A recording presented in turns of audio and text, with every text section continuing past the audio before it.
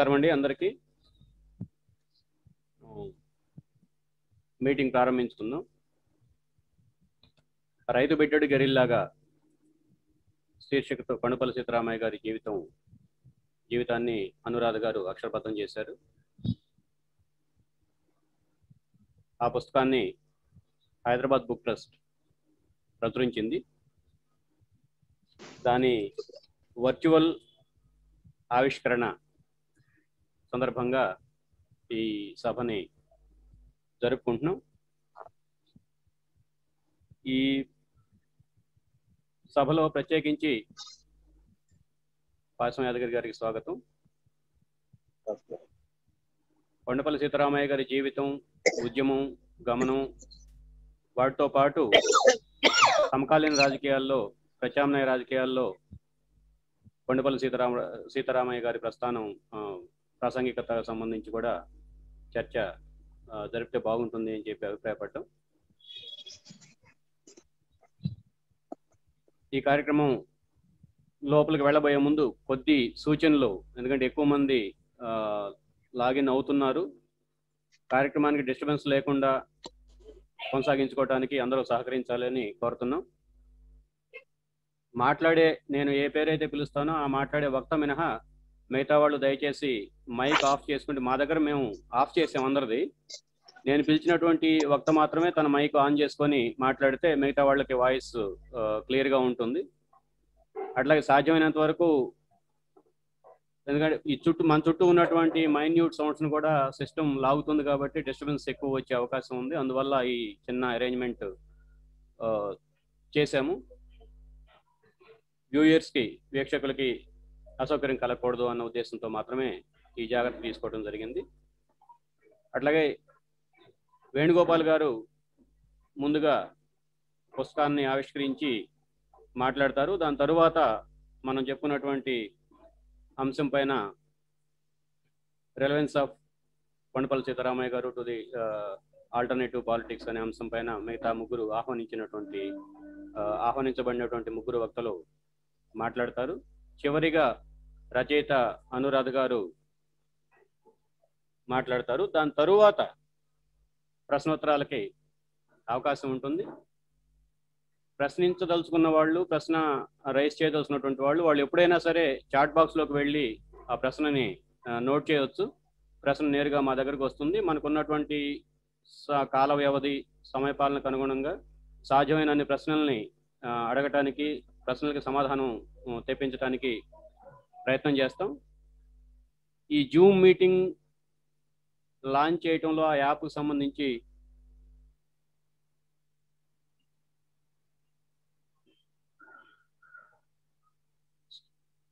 ఇబ్బంది పడుతున్నటువంటి వాళ్ళు ఎవరైనా ఉంటే, స్పీకర్స్ మినహా మిగతా వాళ్ళు, ఆడియన్స్గా ఉన్నటువంటి వాళ్ళు నేరుగా ఫేస్బుక్లో కూడా లైవ్ ప్యారలల్గా వస్తుంది, దాంట్లో కూడా ఫాలో అవ్వచ్చు.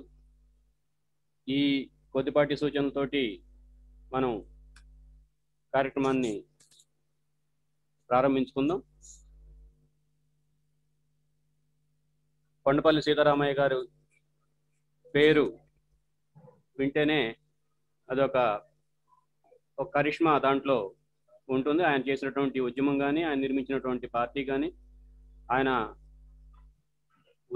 నిర్వహించినటువంటి ఉద్యమం, ఆయన వ్యక్తిగత జీవిత ఉద్యమం, అట్లాగే ఉద్యమ జీవితం రెండు కలగాపులగమైనటువంటి నేపథ్యం. రెండు కూడా మన ఒడిదుడుకులకి గురైనటువంటి సందర్భంలో సీతారామయ్య గారి గురించి, సీతారామయ్య గారి జీవితం గురించి తెలుసుకోవాలన్న కుతూహలం, ఆసక్తి ఈ తరం వాళ్ళకి చాలా ఎక్కువగా ఉంటుంది. దాంతోపాటుగా ఆయనతోటి సమకాలీకులుగా, సమఉజ్జీలుగా ఉండి ఉద్యమంలోనూ నడిచినటువంటి వాళ్ళకి మరికొంత ఆసక్తి ఉంటుంది. ఆ నేపథ్యంలో ఈ పుస్తకాన్ని మనం చూడాలి. ప్రధానంగా ఈ పుస్తకం ఆయన జీవితానికి సంబంధించినటువంటి ఈ పుస్తకం, జీవితంలో ఉన్నటువంటి ప్రయాణం, ఆ జీవన ప్రస్థానాన్ని మీద ఫోకస్ పెట్టినటువంటి పుస్తకంగా మనం పరిగణలో తీసుకోవాలి.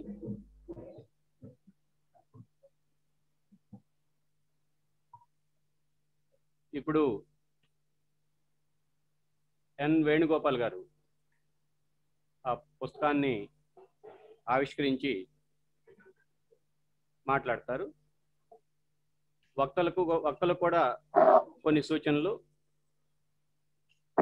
ఫస్ట్ ప్రజెంటేషన్ 10 minutes ఉంటుంది. 10 minutes తర్వాత మరలా ప్రశ్నోత్తరాల సందర్భంగా వాళ్ళు ఏదైనా 1 or 2 పాయింట్స్ మిస్ అయ్యి చెప్పాలనుకుని భావిస్తే ప్రశ్నోత్తరాల్లో భాగంగా వచ్చినప్పుడు చెప్పవచ్చు. ఈ 10 నిమిషాల నిడివిని అందరూ పాటించాలని చెప్పి వక్తలందరూ కూడా విజ్ఞప్తి చేస్తుంది. వేణుగోపాల్ గారు.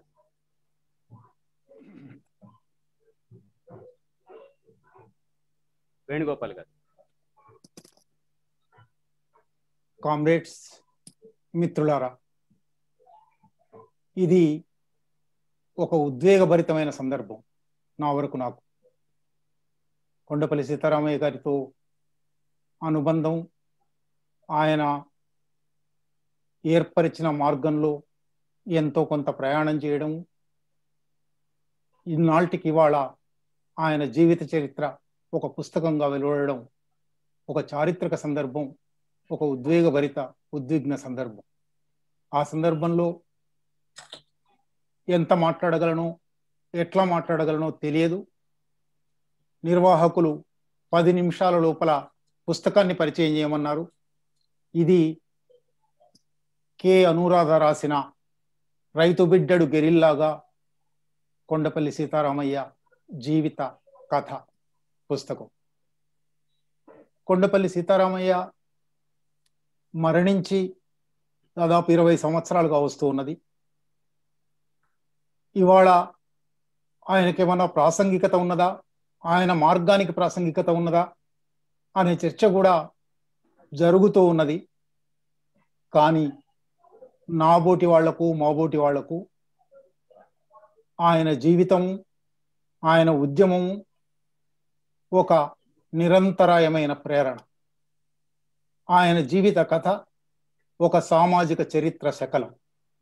20వ శతాబ్ది తెలుగు సామాజిక చరిత్ర లేదా మొత్తంగా భారత సామాజిక చరిత్ర. అందులో రెండో అర్ధభాగంలో నక్సల్బరీ పాత్ర. ఆ నక్సల్బరీ మొదటి 5 సంవత్సరాల తర్వాత ధ్వంసమైపోయి నిర్బంధానికి చీలికలకు గురై ఒక చితాభస్మం మిగిలినప్పుడు ఆ చితాభస్మంలో నుంచి మళ్ళీ ఫీనిక్స్ పక్షిలాగా ఉద్యమాన్ని సజీవం చేసి ఎగరేసి దేశవ్యాప్త ఉద్యమంగా నిర్మించిన వాడాయన. కనుక ఆయన ప్రాసంగికత అనేక రంగాలలో, ఆయన వ్యక్తిగా ఆయన జీవితం తప్పనిసరిగా తెలుసుకోవలసిందే.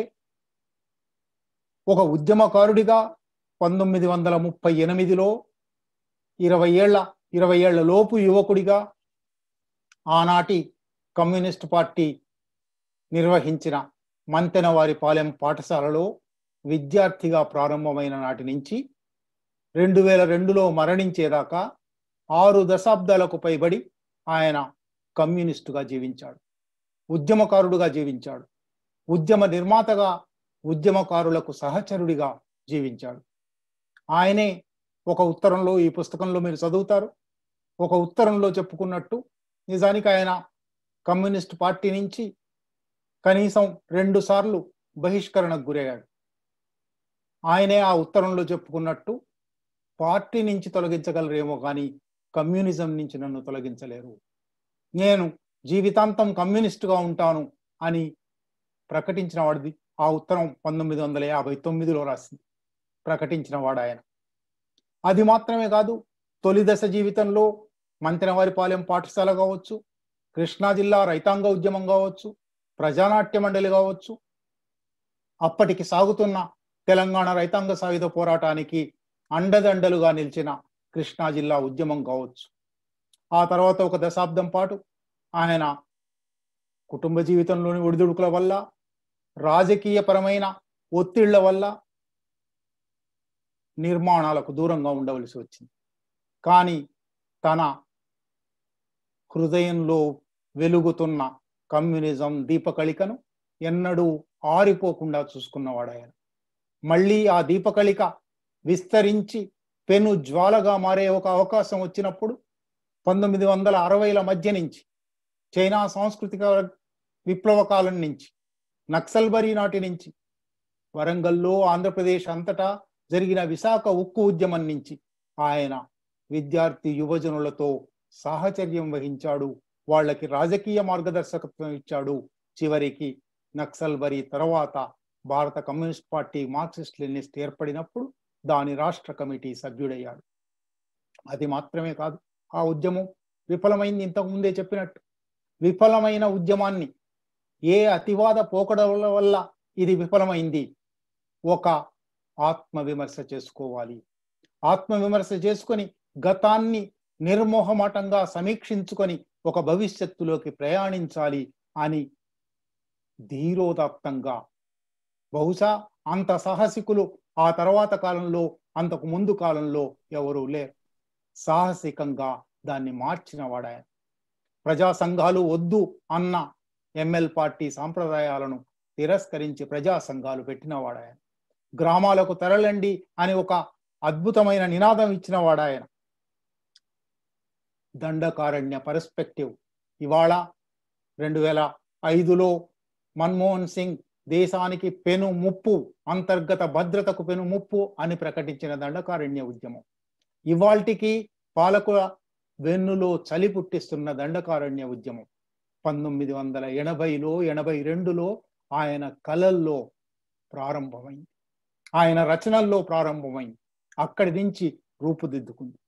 కనుక ఆయన జీవితాన్ని విస్తారంగా చెప్పాలంటే ఈ 10 నిమిషాలు సరిపోదు. అద్భుతమైన జీవితం, చరిత్రాత్మకమైన జీవితం, సంచలనాత్మకమైన జీవితం. కానీ దురదృష్టవశాత్తు తెలుగు జాతి చాలా మంది మహానుభావుల విషయంలో జరిగినట్టుగానే ఆయన జీవిత చరిత్ర, ఆయన గురించి వ్యాసాలు వచ్చాయి, ఆయన చనిపోయిన సందర్భంలో ప్రత్యేక సంచికలు వచ్చాయి, నా బోటి వాళ్ళం రాశాం. కానీ అది సరిపోదు. ఒక సమగ్ర జీవిత చరిత్ర రావలసిన అవసరం 20 ఏళ్లుగా ఉన్నది, అంతకు ముందు 20-30 ఏళ్లుగా కూడా ఉన్నది. చిట్ట చివరికి ఇవాల్టికైనా ఒక రేఖామాత్రమైన జీవిత చరిత్ర అయినా, ఒక స్థూలమైన జీవిత చరిత్ర అయినా, వివరాలు లేకపోవచ్చు, ఒక పుస్తకంగా వెలువడడం దీనికిదే ఒక గొప్ప చారిత్రక సందర్భం, ఒక చారిత్రక అవసరాన్ని తీర్చిన సందర్భం. ఈ పుస్తకంలో అనురాధ, కొండపల్లి సీతారామయ్య గారి మనవరాలు, కొండపల్లి సీతారామయ్య గారి కూతురు కరుణ, కూతురు అనురాధ, కొండపల్లి సీతారామయ్య గారి కొడుకు చంద్రశేఖర్ కూడా ఒక బూటకపు ఎన్కౌంటర్ కూడా కాదు, మాయమైపోయాడు. పోలీసులు ఇంటి నుంచి తీసుకుపోయారు, మాయమైపోయాడు. ఆయన ఆస్తి పోయింది, ఆయన మొదట జరిగిన వివాహం రద్దయిపోయింది. ఆయన జీవిత కథ చూసినా చాలా ఒడిదుడుకులతో కూడిన జీవితం. ఆయన మనవరాలు 20 ఏళ్ల తర్వాత, ఆయన మరణించిన 20 ఏళ్ల తర్వాత అనేక సంవత్సరాలుగా ప్రయత్నాలు చేస్తూ ఉన్నది. నిజానికి 1980ల నాడే కెవి రమణారెడ్డి గారు కొండపల్లి సీతారామయ్య జీవిత చరిత్ర తెలుగులో తప్పనిసరిగా రావాలి అని దానికోసం ప్రయత్నాలు ప్రారంభించారు, సమాచార సేకరణ ప్రారంభించారు. ఆయనే 98లో మరణించారు. ఏమైందో తెలియదు, ఆయన రాసి పెట్టుకున్న నోట్స్ ఏమయ్యాయో, సమాచారం ఏమైందో తెలియదు. ఇవాళ అనురాధ గారు ఈ పుస్తకం తీసుకొచ్చారు. ఇందులో 30 అధ్యాయాలు ఉన్నాయి. నిజానికి ఒక్కొక్క అధ్యాయము ఒక విస్తృతమైన గ్రంథం కాగలిగిన అధ్యాయం. ఈ 30 అధ్యాయాలలో కేవలం 2-3 మాత్రమే ఆయన వ్యక్తిగత జీవితానికి సంబంధించినవి. నిజంగానే ఆయన వ్యక్తిగత జీవితం దాదాపు లేదు. వీరయ్య గారు చెప్పినట్టు వ్యక్తిగత జీవితము, ఉద్యమ జీవితము కలగలిసిపోయిన, అవిభాజ్యంగా కలిసిన ఒక అద్భుతమైన జీవితం ఆయన. అది మాత్రమే కాదు, ఈ 30 అధ్యాయాల్లో మొదటి 7 అధ్యాయాలు మాత్రమే నక్సల్బరీ పూర్వ అధ్యాయాలు, మిగిలిన 23 అధ్యాయాలు నక్సల్బరీ తదనంతర. అంటే ఆయన జీవితానికి నక్సల్బరీకి ఎంత ముడిపడి ఉన్నదో, ఎంత అవిభాజ్యమైన లంకె ఉన్నదో అది చెప్తుంది. అది మాత్రమే కాదు, ఈ పుస్తకంలో ఇంకొక అద్భుతమైన విషయం, ఒక 7 అనుబంధాలు ఉన్నాయి. కొండపల్లి సీతారామయ్య గారు చాలా మందికి తెలియని విషయం, ఆయన ఒక అద్భుతమైన విశ్లేషకుడు, రచయిత. ఆయన రచనలు కనీసం 3-4 వేల పేజీలు ఉంటాయి. వేరు పేర్లతో రాశాడు, పాలిమిక్స్ రాశాడు, రాజకీయ వివాదాలు రాశాడు, రాజకీయ ఆర్థిక విశ్లేషణ చేశాడు, వ్యవసాయ విప్లవం అనే పుస్తకం రాశాడు, ఆత్మవిమర్శ నివేదిక రాశాడు. జ్వాలాముఖి సిద్ధాంత గందరగోళం అని సాహిత్య విమర్శ రాశాడు. ఆయన విస్తారమైన సాహిత్య సృజన కృషి ఉన్నది. ఆ కృషిలో నుంచి ఒక 3-4 వ్యాసాల భాగాలు వేశారు. కొండపల్లి కోటేశ్వరమ్మ గారి నిర్జన వారధి ఇప్పటికే సుప్రసిద్ధమై ఉన్నది. ఎందువల్ల కొండపల్లి సీతారామయ్య గారు, కొండపల్లి కోటేశ్వరమ్మ గారు విడిపోయారు? ఏమి కారణాలు? ఏం జరిగింది? ఇవాళ చెప్పగలిగిన వాళ్ళు ఎవరు లేరు. 1952, 53 నుంచి 57, 58 దాకా జరిగిన పరిణామాలు, 70 ఏళ్ల కింది పరిణామాలు. 59లో ఈ వివాదానికి సంబంధించి కొండపల్లి సీతారామయ్య గారు కోటేశ్వరమ్మ గారికి విడిపోయిన తర్వాత రాసిన ఒక సుదీర్ఘ ఉత్తరం దీనిలో అనుబంధంగా వేశారు. ఆ ఉత్తరమే ఆయన వ్యక్తిత్వం ఎటువంటిదో చూపెడుతుంది. దీంతో పాటు ఈ పుస్తకానికి బేలా భాటియా ఒక సామాజిక శాస్త్రవేత్తగా బీహార్లో నక్సలైట్ ఉద్యమం మీద పరిశోధించి ఆ తర్వాత ఛత్తీస్గఢ్ వచ్చి ఛత్తీస్గఢ్లో పోలీసు నిర్బంధాన్ని ఎదుర్కొని ఇప్పటికీ ఛత్తీస్గఢ్లో కొనసాగుతున్న ఒక సాహసికమైన సామాజిక కార్యకర్త. ఆమె దూరం నుంచి చూసి కొండపల్లి సీతారామయ్య గారి జీవితం, తెలుగు చదవలేదు ఆమె, కానీ ఏమున్నదో ఈ పుస్తకంలో చెప్పించుకొని తెలుసుకొని ఒక ముందు మాట రాశారు. మొత్తం మీద ఈ పుస్తకం ఒక ఉద్వేగభరితమైన జీవితానికి, ఒక ఆసక్తిదాయకమైన జీవితానికి అంతే ఉద్వేగభరితంగా, అంతే ఆసక్తిదాయకంగా చిత్రించిన, కొండ అద్దమందు కొంచెమై చూపదా అన్నట్టు కొండలాంటి, మహాపర్వతం లాంటి కొండపల్లి సీతారామయ్య జీవితాన్ని ఒక అద్దంలో 200 పేజీల లోపే చూపిన పుస్తకం ఇది. ఈ పుస్తకం దీనిలో చాలా ఖాళీలు ఉన్నాయి. నిజానికి ఉద్యమకారులు లేదా ఉద్యమ సహచరులు రాసి ఉంటే భిన్నంగా ఉండి ఉండేది. కానీ కుటుంబ సభ్యురాలు రాసినందువల్ల కావచ్చు, అనేక అధ్యాయాలు స్థూలంగా మాత్రమే, పరిచయం మాత్రమే చేశాయి. ఇది భవిష్యత్ చరిత్రకారులకు, భవిష్యత్ పరిశోధకులకు ఈ అంశాల మీద నేను ముందే చెప్పినట్టు 30 అధ్యాయాలు, 30 పుస్తకాలు అవుతాయి. అంత విస్తారమైన జీవితం. రాడికల్ విద్యార్థి సంఘం అనే ఒక అధ్యాయం ఉన్నది. గ్రామాలకు తరలండి అనే ఒక అధ్యాయం ఉన్నది. గ్రామాలకు తరలండి ఒక పుస్తకం అవుతుంది. కనుక భవిష్యత్తులో రానున్న సమగ్ర జీవిత చరిత్రకు ఒక తొలి మెట్టుగా తెలుగు జాతి అత్యంత గౌరవంగా స్మరించుకోదగిన ఒక వీరయోధుడి జీవిత చరిత్రగా ఈ పుస్తకం ఇవాళ వెలువడడం, ఆయన శత జయంతి కూడా గడిచిపోయింది గత సంవత్సరం. ఆయన శత జయంతి కూడా గడిచిపోయిన తర్వాత ఈ పుస్తకం వెలువడడం ఒక చారిత్రక అవసరం, ఒక చారిత్రక సందర్భం. ఈ కృషికి పూనుకున్నందుకు రచయిత కె అనురాధకు, ప్రచురణకర్తలు హైదరాబాద్ బుక్ ట్రస్టుకు అభినందనలు, కృతజ్ఞతలు తెలియజేస్తూ నాకు ఈ అవకాశం ఇచ్చినందుకు కృతజ్ఞతలు. ధన్యవాదాలు వేణుగోపాల్ గారు. మీరు అన్నట్లు హైదరాబాద్ బుక్ ట్రస్ట్ మరుగున పడిన మహనీయుల చరిత్రలను వెలుగు తీసుకురావడంలో తన వంతు పాత్ర పోషిస్తూ ఉంది. ఆ వారసత్వాన్ని కొనసాగించే క్రమంలోనే కొండపల్లి సీతారామయ్య గారి జీవిత చరిత్రని పుస్తక రూపంలో పాఠకులకు ముందు ఉంచేందుకు సాహసించిందనే చెప్పుకోవాలి. మీరు అన్నట్లు ఆ పుస్తకంలో వ్యక్తిగత జీవితం, ఉద్యమ జీవితం రెండు కలిసి ఉన్నాయి. వాటిని వేరు చేసి ఎంచటం, విశ్లేషించటం చాలా క్లిష్టమైనటువంటి పనే కదా, సంక్లిష్టమైనటువంటి కర్తవ్యం కూడా.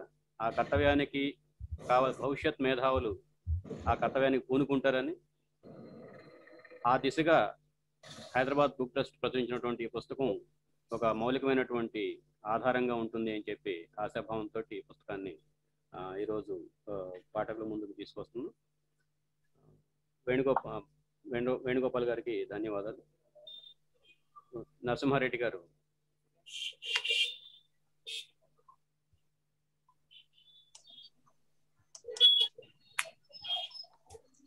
నరసింహారెడ్డి గారు.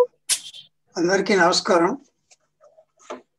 నాకు ఈ పుస్తకం చదవడానికి దాని గురించి 4 మాటలు మాట్లాడడానికి అవకాశం ఇచ్చిన హెచ్బిడికి ముఖ్యంగా గీత గారి కృతజ్ఞతలు.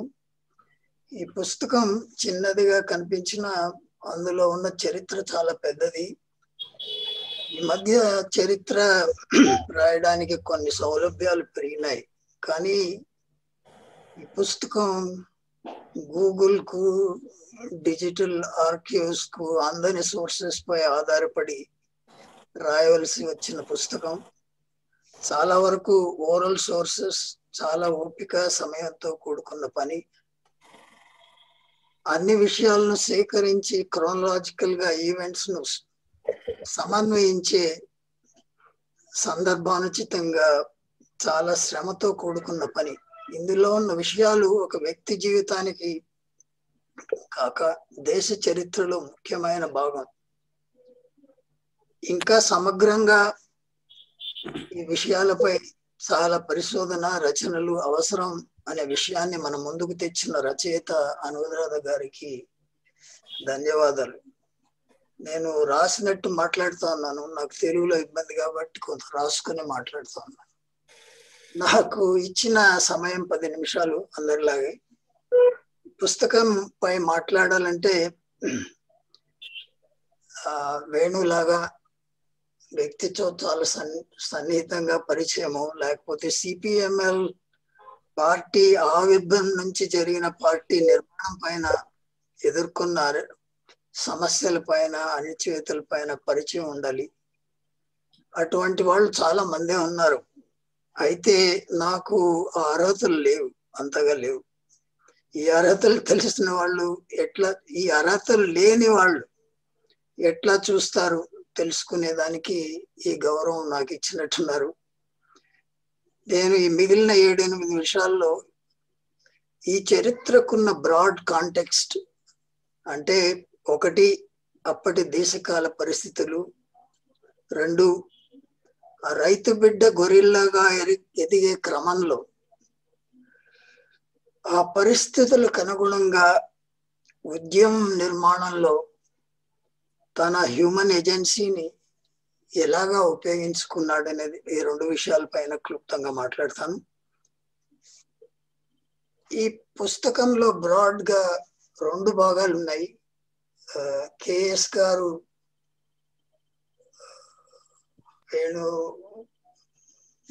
చెప్పినట్టు 1938 పాఠశాల నుంచి కమ్యూనిస్ట్ ఉద్యమంలో పనిచేసిన ఒక భాగం, దాంట్లోంచి ఎక్స్పెల్ అయ్యేంత వరకు 1958 వరకు అది ఒక భాగం అయితే, 2వ భాగం ఒక 10 ఏళ్ల గ్యాప్ తో మొదలవుతుంది. 1968 తర్వాత మొదలవుతుంది.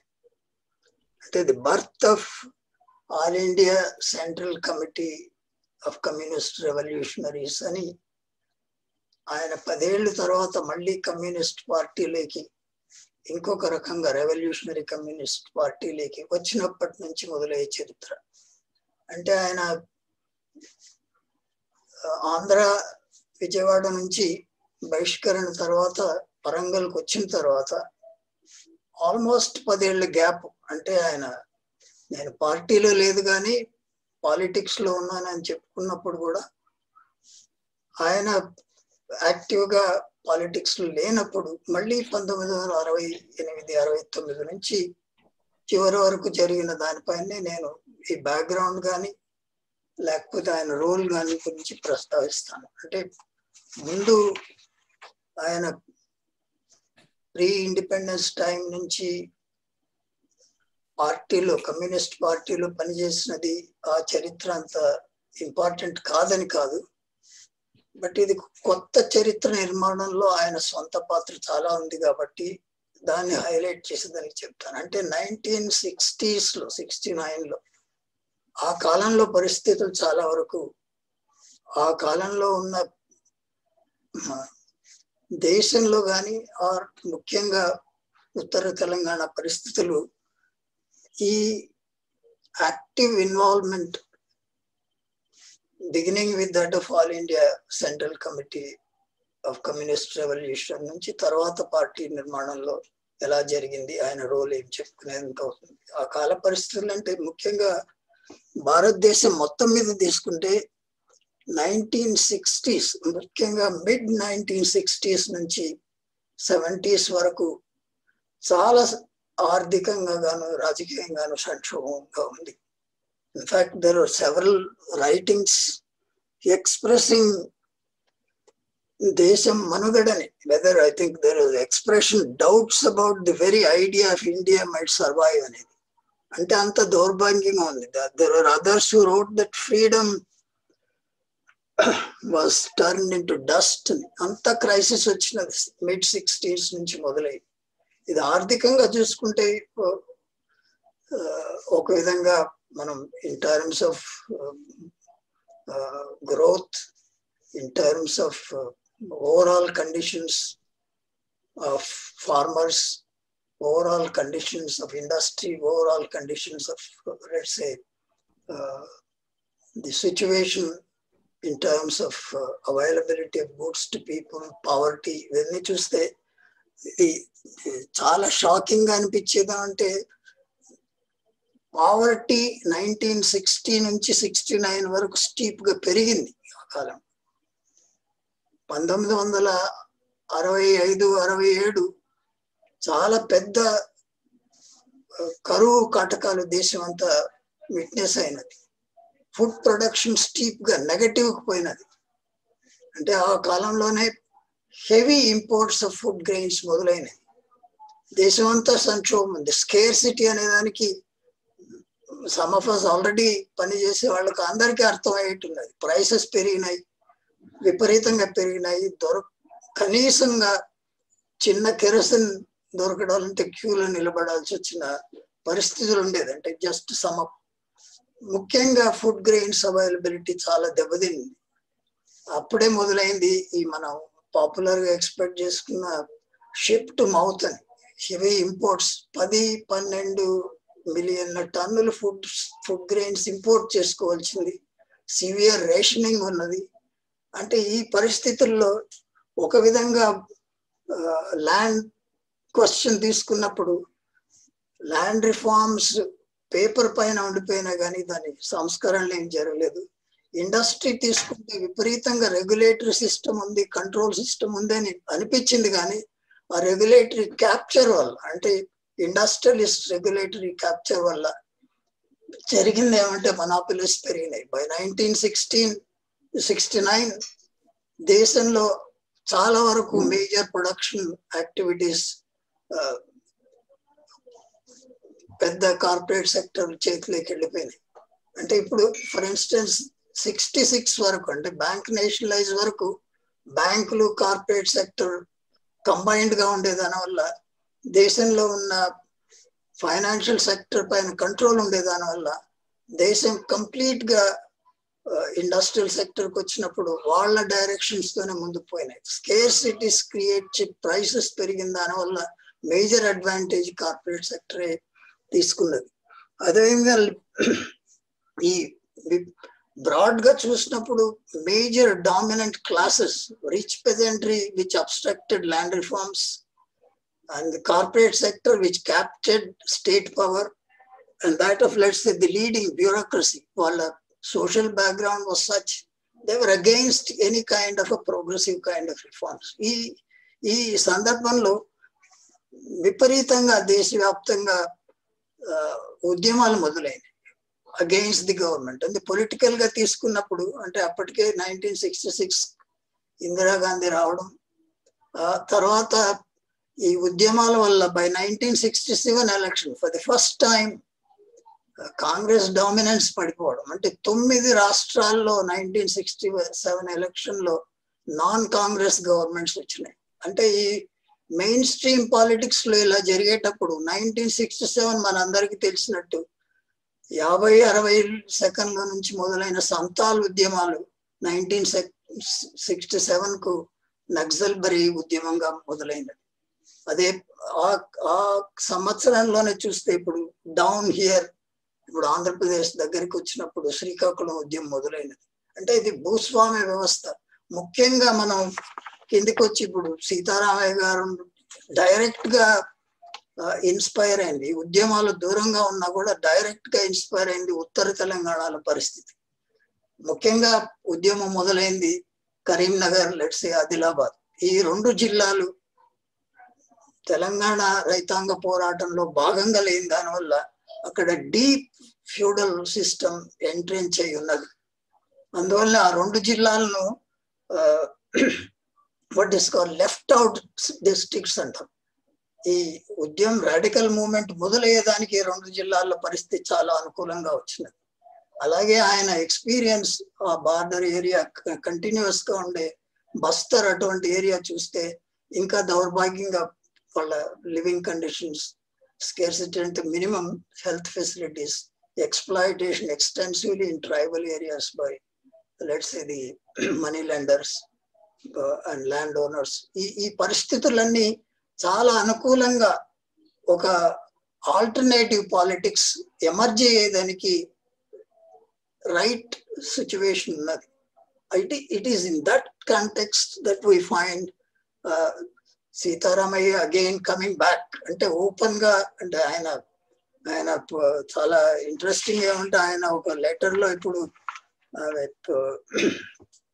రాసినప్పుడు కోటేశ్వరమ్మ గారికి, ఆమెను మీరు పాలిటిక్స్ లోకి రండి అంటే నేను ఎట్టొస్తాను పాలిటిక్స్ లోకి, ఇప్పుడు పని చేసే ఓపిక లేదు, బోత్ మానసికంగా శారీరకంగా. అయితే చాలా ఒక లాస్ట్ లైన్ లో మళ్ళీ సందర్భం వచ్చి మళ్ళీ ఒక అవకాశం వస్తే నేను ప్రజల్లోకి వెళ్ళి పార్టీ నిర్మాణం చేస్తాననే ప్రామిస్ లాగా ఉన్నది. అది 59 లో ఆయన చెప్పినట్టు 69 లో అది మెటీరియల్ అయింది. 10 ఏళ్ళు గ్యాప్ ఉన్నది. ఆయన you see the context, the kind of things that are happening around across the country and within very near, let's say, his own place where he was living, provided an opportunity. అంటే ఇప్పుడు ఇది ఒక విధంగా basic దేశకాల పరిస్థితులు ఎలాగా ఒక ఉద్యమానికి ఉద్బోధనగా ఉంటుందని. The second part is what exactly is the ఉద్యమం. అంటే ఇప్పుడు ఉద్యమం మొదలవ్వాలంటే చాలా వరకు there is absolutely lot of human agency అవసరం. ఆ పార్ట్లకి ఇప్పుడు టైం లేదు కాబట్టి మీరు చాలా డీటెయిల్డ్ గా మన అనురాధ గారి పుస్తకంలో ఒక 20 పేజీల్లో if you start reading, you read the man behind it. అంటే ఇప్పుడు 1977 నాగ్పూర్ కాన్ఫరెన్స్ నుంచి డీటెయిల్ గా చూసినప్పుడు, అంతకు ముందు మొబిలైజేషన్ అండ్ దెన్ 1974 లోనే స్టూడెంట్ మూవ్మెంట్ లో నుంచి వాళ్ళను, వెరీ ఇంట్రెస్టింగ్ ఎక్స్ప్రెషన్ ఇది, వృత్తి విప్లవకారులని, ప్రొఫెషనల్ రెవల్యూషనరీస్. ఇది బిల్డ్ చేసే దాంట్లో తన రోల్ చాలా ఉన్నది. స్టూడెంట్స్ కు ఇన్స్పైరింగ్ గా ఉంది. Of course one of the centres వరంగల్లో ఇప్పుడు REC medical college, and then తను వర్క్ చేసిన ప్లేస్ చాలా కన్వీనియంట్ కనెక్షన్స్ ఉన్నాయి. గేబ్రియల్ స్కూల్ కు KS కూడా ఉండడం. అంటే ఈ కాలంలో తన ఆలోచనలు, తను చూసిన విషయాలు, దాన్ని బేస్ చేసుకుని ఉద్యమాన్ని బిల్డ్ చేసిన దాంట్లో చాలా ఇంట్రెస్టింగ్ డెవలప్మెంట్స్ ఉంది. బ్రీఫ్ గా చెప్పాలంటే we see a great deal of human agency, that ఆ పరిస్థితులే ఆటోమేటిక్ గా ఆ ప్రాంతంలో ఒక తిరుగుబాటుగా పెరిగే అవకాశం ఉన్నా దాన్ని మెటీరియలైజ్ చేసేదానికి తను చేసిన ఎఫర్ట్స్ ఈ 77 నాగ్పూర్ కాన్ఫరెన్స్ నుంచి చాలా కనబడుతుంది. మూవ్ టు విలేజెస్ అని, అండ్ దెన్ ప్రజా పునాదులు లేకుండా పార్టీ నిర్మాణం జరగదని స్ట్రాంగ్ గా బిలీవ్ చేసిన ఇన్స్టెన్స్ ఈ పుస్తకంలో క్లియర్ గా కనబడుతుంది. ప్రజా సంఘాల నిర్మాణం. ఇప్పుడు ఈ లిస్ట్ తీసుకుంటే విరసం నుంచి, జననాట్య మండలి నుంచి, పిలుపు, RSU, 60,000 రైతు కూలీ సంఘాలు, ఇవన్నీ ది బేసిక్ స్ట్రక్చర్. ఇంకా చాలా వరకు గవర్నమెంట్ ఎంప్లాయీస్, టీచర్స్, దీంట్లో అన్నిట్లో ఉద్యమ నిర్మాణంలో భాగంగా ఈ పీపుల్స్ ఆర్గనైజేషన్ అనేది చాలా ఇంపార్టెంట్ అని పుష్ చేసిన దాంట్లో ఆయన రోల్ చాలా ఉన్నది. అంటే ఇప్పుడు ఈ ఈ క్రమం తీసుకుంటే ది పార్టీ ఈ ప్రాంతంలో అంత పవర్ఫుల్ గా పెరగడానికి పరిస్థితులు, దానికి కావాల్సిన నిర్మాణంలో హ్యూమన్ ఏజెన్సీ అని నేను చెప్పుకుంటా ఉండేది, ఆయన యొక్క రోల్ చాలా ఇంపార్టెంట్ గా ఉన్నది. అంటే ఇప్పుడు ప్రజా ఉద్యమాలు దేశకాల పరిస్థితులు పైన ఆధారపడితే ఆ పరిస్థితులే ఒక విధమైన మొబిలైజేషన్ కానీ ఉద్యమాలకు కానీ దారి తీసే అవకాశం ఆటోమేటిక్ గా స్పాంటేనియస్ గా ఉండదు. ఆ పరిస్థితులను తమకు అనుగుణంగా మలుచుకొని దానికి కావాల్సిన నిర్మాణం చేసే దాంట్లో చాలా వరకు హ్యూమన్ ఏజెన్సీ అవసరం అనే దాన్ని చెప్పడంలో ఈ large sketch of, let's say, Sitaramayya's life, particularly from 69 to that of, let's say, later years, మనకు కనబడుతుంది. ఈ నిర్మాణంలో ఈ హ్యూమన్ ఏజెన్సీని ఎంఫసైజ్ చేసి మన ముందుకు తీసుకొచ్చినప్పుడు, అంటే it's a rare kind of a situation. Close గా అబ్జర్వ్ చేసినప్పుడు there are hardly any instance, there may be some, but there is hardly any instances of such close role played in the process of building a movement by a particular person who was deeply involved in all dimensions. And దీని గురించి ఈ particular dimension emphasize చేసిన వల్ల ఇటువంటి చరిత్రను ఇంకా సమగ్రంగా మన ముందుకు తీసుకొచ్చేదానికి చాలా వరకు విస్తృతంగా పరిశోధన and then of course cooperation ఉంటే, వేణు చెప్పినట్టు ప్రతి ఒక్క యాక్టివిటీని రిలేట్ చేస్తా, లోకల్ కండిషన్స్ కి రిలేట్ చేస్తా సీతారామయ్య గారి ఏజెన్సీని కంబైన్ చేస్తా చాలా వరకు డీటెయిల్డ్ గా రచన రావాల్సి వస్తుంది. నాకు ఈ అవకాశం ఇచ్చిన దానికి హెచ్బిటికి చాలా థ్యాంక్స్.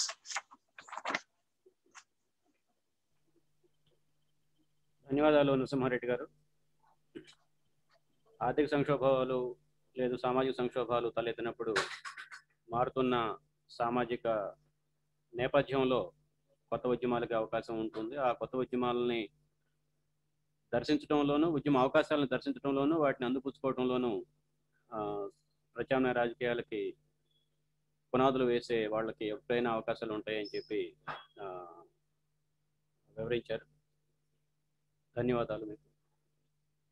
పవన్ కోరాడ గారు.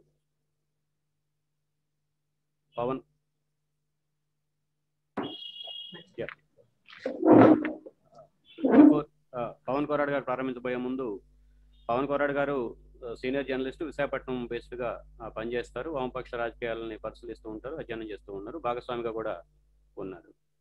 కోరాడ్ గారు. అందరికీ నమస్కారం అండి. నాకు ఈ అవకాశం ఇచ్చినందుకు హెచ్బిటి వాళ్ళకి, రచయిత అనురాధ గారికి చాలా థ్యాంక్స్. ఈ ప్యానెల్లో మాట్లాడడానికి నా అర్హత ఏంటంటే, బహుశా అందరికన్నా తక్కువ వయసు ఉందేమో. సో నాకు ఇక్కడ మాట్లాడిన వాళ్ళంత అనుభవం లేదు, అవగాహన కూడా లేదు వామపక్ష రాజకీయాల గురించి. కానీ ఇప్పుడున్న వర్తమాన రాజకీయాలకి కొండపల్లి సీతారామయ్య గారు, ఆయన జీవితం, ఆయన వర్క్ ఏదైతే చేశారో ఇన్ని సంవత్సరాలు, అది ఎంతవరకు ఉపయోగపడుతుంది, దాన్ని ఈ యువతరం ఎలా స్వీకరిస్తే బాగుంటుంది అనే విషయం మీద నేను ఒక 5 నిమిషాలు మాట్లాడతాను. మొదటిది, నేను పుస్తకం చదివినప్పుడు నేను వేసుకున్న ప్రశ్న, ఎవరికి రాశారు ఈ పుస్తకం అనేది. ఆల్రెడీ ఇక్కడ పార్టిసిపేట్ చేస్తున్న వాళ్ళు, ఆల్రెడీ వామపక్ష రాజకీయాలతో సంబంధం ఉన్న వాళ్ళకి ఇంతకన్నా ఎక్కువ విషయాలు తెలిసి ఉండొచ్చు. థియరీ గురించి కానీ, ఆయన జీవితం గురించి కానీ, ఓవరాల్ ఈ చరిత్రలో ఈ మార్క్సిస్ట్ ప్రాక్టీస్ ఏదైతే ఉందో వివిధ రకాల్లో. కానీ నేను అనుకోవడం ఇది ఒక బేసిక్ ఇంట్రొడక్షన్ మాత్రమే. వేణుగోపాల్ గారు చెప్పినట్టు every chapter could be book in it self. And I think ఇప్పుడు కొత్తగా వస్తున్న వాళ్ళకి కేఎస్ గారి గురించి పెద్దగా పరిచయం లేని వాళ్ళకి ఒక బేసిక్ ఇంట్రడక్షన్ ఇచ్చి వాళ్ళలోని ఒక క్యూరియాసిటీని ఇంక్రీజ్ చేయడానికి ఈ పుస్తకం చాలా దోహదపడుతుందని నేను అనుకుంటున్నాను. రెండోది వాడిన భాష కూడా చాలా సరళంగా ఉంది. దానివల్ల పెద్దగా తెలుగులో మాట్లాడడం అలవాటు లేని, తెలుగు చదవలేని ఇప్పుడున్న యూత్ చాలా మందికి కొంచెం ఈజీగా ఉంటుందని నేను అనుకుంటున్నాను డైజెస్ట్ చేసుకోవడానికి. మూడోది ఇప్పుడున్న ప్రస్తుత పరిస్థితి తీసుకుంటే బటన్ దశలు అన్నట్టు చాలా మటుకు రాజకీయ విలువలు కలెక్టివ్ మధ్యన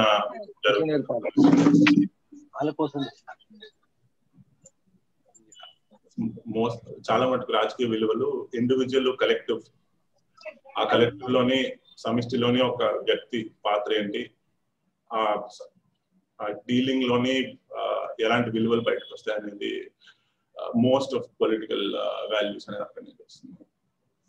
సీతారామయ్య గారు ఆపరేట్ చేసిన టైం కానీ 1990 ముందు ఉన్న పరిస్థితులు తీసుకుంటే అప్పుడు ఒక కలెక్టివ్ అని ఒక అండర్స్టాండింగ్ ఉండేది. అంటే పక్క వాళ్ళ గురించి ఒక concern, that cooperation was the broadly guiding principle of society. That పక్క వాళ్ళ గురించి పట్టించుకోవాలి, వెల్ఫేర్ గురించి కన్సర్న్ ఉండాలి, సో అని సో.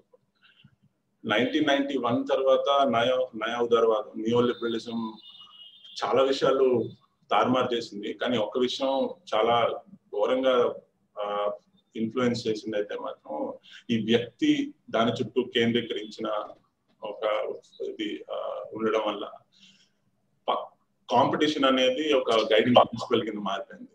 సో ఇఫ్ కాంపిటీషన్, ప్రతి స్థాయిలోని కాంపిటీషన్ అనేది గైడింగ్ ప్రిన్సిపల్ గా ఉంటే పక్క వాళ్ళతో మనం ఎలా డీల్ చేయాలి, వాళ్ళని ఎలా కన్విన్స్ చేయాలి, ఎలా పర్సువేట్ చేయాలి, మన రాజకీయాలు ఎలా కన్విన్స్ చేయాలి, ఇవన్నీ చాలా పెద్ద ఛాలెంజ్ కింద మారుతుంది. నేను పుస్తకం చదువుతున్నప్పుడు చాలా చోట్ల కేఎస్ గారు ఆయనతో విభేదించిన వాళ్ళతోని డిస్కషన్ కానీ, వాళ్ళు ఆయనకన్నా పెద్దవాళ్ళు అయి ఉండొచ్చు, ఎక్కువ చదువుకున్న వాళ్ళు అయి ఉండొచ్చు, ఆయనకన్నా చిన్న వయసులో ఉన్న వాళ్ళు అయి ఉండొచ్చు, ఒక ఫ్రెండ్ లాగా ఒక హ్యూమన్ టచ్ తోని వాళ్ళని ఒక ప్రొఫౌండ్ సైకలాజికల్ ఇన్సైట్ తోని వాళ్ళకి ఏం నచ్చుతుంది, ఏం నచ్చదు, వాళ్ళని ఎలా ఒప్పించాలి, వాళ్ళు ఏ రోల్లో ఎలా ఫిట్ అవుతారు, ఎక్కడ బాగా పర్ఫార్మ్ చేస్తారు అనే ఒక బ్రిలియంట్ ఇన్సైట్ ఒకటి ఉండింది ఆయనకి. దట్ వే ఐ థింక్ ఆయన పక్క వాళ్ళని కన్విన్స్ చేయడం కానీ, పాలిటిక్స్ గురించి, ఆయన నమ్ముతున్న సిద్ధాంతాల గురించి కానీ కన్విన్స్ చేయడం చాలా సులభతరమైంది. అది I think is one of the most important things that ఇప్పుడున్న పరిస్థితుల్లోనే నేర్చుకోవడం అనేది చాలా చాలా ఇంపార్టెంట్. ఎందుకంటే ఇప్పుడు మనకి one of the scarcest resource in our economy is attention. అందరికీ మన అటెన్షన్ కావాలి, అడ్వర్టైజర్స్ కావాలి, గవర్నమెంట్ కావాలి, కార్పొరేట్స్ కావాలి, సబ్బులు అమ్మే వాళ్ళ దగ్గర నుంచి అన్ని అమ్మే వాళ్ళకి మన అటెన్షన్ కావాలి, మనకి మెసేజ్లు వస్తూ ఉంటాయి. సో ఇఫ్ సంబడీ టైం మన దారి మళ్లించడానికి చాలా మంది చాలా విధాలుగా ప్రయత్నిస్తున్నప్పుడు పక్క వాళ్ళ గురించి పట్టించుకోవాలా, వాళ్ళ పరిస్థితి ఏంటి, మనం ఏం చేయగలం, సంఘటితం ఎలా అవ్వగలం అని ఆలోచన రావడం కూడా చాలా కష్టంగా ఉంటుంది. ఆ ఆలోచన ప్రేరేపించడానికి, ఒక క్యూరియాసిటీని పెంచడానికి ఐ థింక్ సీతారామయ్య గారి life and work is an inspiration. And మనం ఆచరణలో పెట్టడానికి కూడా సాధ్యం అవుతుందని నేను భావిస్తున్నాను. ఓవరాల్ గా నాకు అనిపించింది ఒకటి, ఆయన 60 years ఉన్నప్పుడు పీపుల్స్ పార్టీ స్టార్ట్ చేశారని చదివినప్పుడు ఐ వాజ్ ఫ్లాబర్గాస్టెడ్. ఎందుకంటే 60 సంవత్సరాలకి ఇంకా 30 సంవత్సరాలు వచ్చేటప్పటికి చాలా మంది ఇప్పుడు జీవితం అయిపోయింది అనుకుంటున్నారు. అలాంటిది 60 సంవత్సరాల్లోని he started and not shaking movement, which in itself I think is a great achievement and inspiration. Leadership qualities అనేది చాలా విధాలుగా చాలా మందిలో ఉంటుంది. కానీ ఒక ఫండమెంటల్ క్వాలిటీ లీడర్షిప్ లో ఉండాల్సింది ఎమోషనల్ ఇంటెలిజెన్స్ అంటారు. తెలుగులో ఎగ్జాక్ట్ ఏమంటారు నాకు ఐడియా లేదు. బట్ అందులో ఒక 2-3 particular skills I think KS గారి లైఫ్ గురించి అవుతున్నప్పుడు నేను అబ్జర్వ్ చేశాను, which are very very relevant ఇప్పుడు మనం ఆపరేట్ చేయాలన్నప్పుడు. అంటే ఏ మార్గం తీసుకోవాలనేది కొంచెం కష్టమైన విషయమే. కానీ మనం బ్రాడ్ గా చదివి ఫోకస్ చేసి సరైన రియలిస్టిక్ అనాలిసిస్ చేసుకుంటే బ్రాడ్ గా మనం నమ్మిన ఒక మార్గాన్ని మనం ఎంచుకోవచ్చు. కానీ ఒకసారి ఎంచుకున్న తర్వాత ఆ మార్గంలో నడవడం, పర్సిస్టెంట్ గా ఉండడం అనేది కూడా చాలా చాలా కష్టం. I think that is larger challenge. So I think again KS's life in that sense is a great example that it's not just important to identify your path that you believe in, but also to stay in that path. Recent ga nenu Leon Trotsky biography chavutunnanu. In terms of the literary output gaani, in terms of ayana vyaktigata jeevitanlo gaani, rajkiya jeevitanlo gaani, ayana edukunna odiditlo ఆయన ప్రగాఢమైన నమ్మకం, ఒక utopian ideal మీద ఒక నమ్మకం, సొసైటీని మార్చాలి for the better అనే ఒక నమ్మకం అనేది I think I can see a lot of parallels in Leon Trotsky and KS garu. And finally I think I believe apart from ఈ భావజాలం పక్కన పెడితే I think KS was somebody who could convince even an 80-year-old or an 18-year-old, make them feel comfortable, ensure that they discover their own politics through his guidance. I think is the most important aspect that I've picked up. And ippudunna parasthitilloni koncham collective ga solidarity build cheskoni movement cheyadam anedi I think is the most imperative thing, and I think the book goes a long way to help us understand and realize that. That's Thank you, Pawan garu. Pasham Yadagiri garu senior journalist, రాజకీయ విశ్లేషకులు. ఈ కొండపల్లి సీతారామయ్య గారు నాయకత్వం వహించినటువంటి ఉద్యమం పతాక స్థాయిలో ఉన్నప్పుడు ఆయన ఒక సీనియర్ పొలిటికల్ రిపోర్టర్గా పనిచేశారు. యాదగిరి గారు. మిత్రులందరికీ నమస్కారం. ఈ పుస్తకం చాలా రోజుల తర్వాత పుస్తకం రావడం సంతోషమైన విషయం. ఆయన ఏమీ రాసుకోలేదు, దానికి కారణం ఏంటంటే ఆ రోజులు ఉన్న నిబంధనలు అయ్యింది. రహస్య నిర్మాణంలో ప్రతిదీ రహస్యంగా ఉండాలని ఆలోచన. ఎవరి గురించి లెటర్ రాసినా, డైరీ రాసినా ఎవరికైనా దొరికితే వాళ్ళందరూ పట్టుబడతారు, అందులో ఉన్న వాళ్ళందరూ పట్టుబడతారనే భయం కూడా కావచ్చు. ఆ రోజు అట్లాంటి టెక్ కేర్ ఉండేది, అందువల్ల ఆయన రాసుకున్నట్లేదు. నిజానికి గొప్ప వాళ్ళందరూ ఏమీ రాసుకోరు, పనికిరాని వాళ్ళందరూ గొప్ప గొప్ప కథలు రాసుకుంటారు, పుస్తకాలుగా ప్రింట్ అవుతుంది. సీతారామయ్య గారి గురించి సమాజమే రాయాలి, చూసిన వాళ్ళే రాయాలి. కానీ ఇంతకాలానికైనా ఇంకా తర్వాత ఎవరు మిగలదు. ఇప్పుడైనా వచ్చింది సంతోషం. ఇది చాలా చక్కటి ప్రయోగం చేసినారు, రాయడం కూడా మంచిది. అందరిని అడిగారు. అనురాధ గారిని, హైదరాబాద్ ట్రస్ట్ ను నేను అభినందిస్తున్నాను. నేను జర్నలిస్ట్ గా చూసింది సీతారామయ్య గారు ఆ రోజుల్లో ఏ ముఖ్యమంత్రికి, ఏ రాజకీయ నాయకుడికి తెలియనంత ప్రభావం అయినది సమాజం మీద ఉండేది. ఆయన గ్లామర్ కూడా అట్లా ఉండేది. నక్సలైట్ల గ్లామర్ ఉంటుందా అని అనుకోవచ్చు, కమ్యూనిస్టులకు ఉంటుందా, రాజకీయ నాయకులకు ఉంటుందా అనుకోవచ్చు. ఇప్పుడు రాజకీయ నాయకులకు లేదు, కానీ ఆ రోజు ప్రజల కోసం పనిచేసిన వారికి ఒక పేరుండేది, ఆకర్షణ కూడా ఉండేది. మేము ఉదయం పత్రికలో రమణమూర్తి అని మా జర్నలిస్ట్, సీనియర్ జర్నలిస్ట్, లీడర్ పత్రిక అని వైజాగ్ లో నడుపుకుంటున్నారు. ఆయన్ని మేము పంపించి కొండపల్లి సీతారామయ్య గారిని ఇంటర్వ్యూ చేయించాం. అప్పుడు పత్రిక 200 రూపాయలు, 3 రూపాయలు. అప్పుడు 30 రూపాయలకు బ్లాక్ లో అమ్ముడుపోయింది. ప్రతిరోజు పొద్దున్నే చూసేవారు ఈ పత్రిక ఎప్పుడు వస్తుందని. తెల్లారంగానే బయట వచ్చి నిలిచిన వాళ్ళు, ఏజెంట్లందరూ వచ్చి నిలిచిన వాళ్ళు. 30 రూపాయలకు అమ్ముడుపోయింది పత్రిక.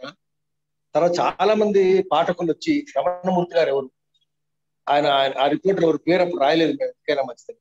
ఆయన ఎవరైనా వచ్చి అడిగి చూసిపోయేవారు, వాళ్ళు బాగానే చూస్తున్నారా, అడుగులు బాగానే ఉన్నారా అని చూసిపోయేవారు, వెళ్ళేవారు. అంత పేరు ఉండేది కొండపల్లి సీతారామయ్య గారికి. నేను జర్నలిస్ట్ గా చూసిన ఆ రోజు ఉదయం పత్రిక ఒక్కటే నక్సలైట్ల వార్తలు ప్రచురించేది. అన్ని పత్రికలు భయపడి దాదాపుగా ఇంటర్నల్ సెన్సార్షిప్ విధించిన పరిస్థితుల్లో ఒక ఉదయంలోనే ఎన్కౌంటర్ వార్తలు వచ్చింది, ఉదయంలోనే నక్సలైట్ల వార్తలు వచ్చింది, ఉదయంలోనే కొండపల్లి సీతారామయ్య గారి వార్తలు వచ్చింది. దానికి మేము అది చూసినందుకు మాకు చాలా గొప్పదిగా అనిపిస్తుంది. అయితే దానికి కారణం ఏంటంటే ఆ పత్రిక యజమాని అప్పుడు దాసరి నారాయణరావు గారు, ఆయన కూడా చాలా ఫ్రీడమ్ ఇచ్చారు అందరికి, మీరు ఏదైనా రాసుకున్నారు. ఆ తర్వాత అదే కాకుండా ఆ పత్రికలు అందరూ వామపక్షవాదులే ఉండేవారు.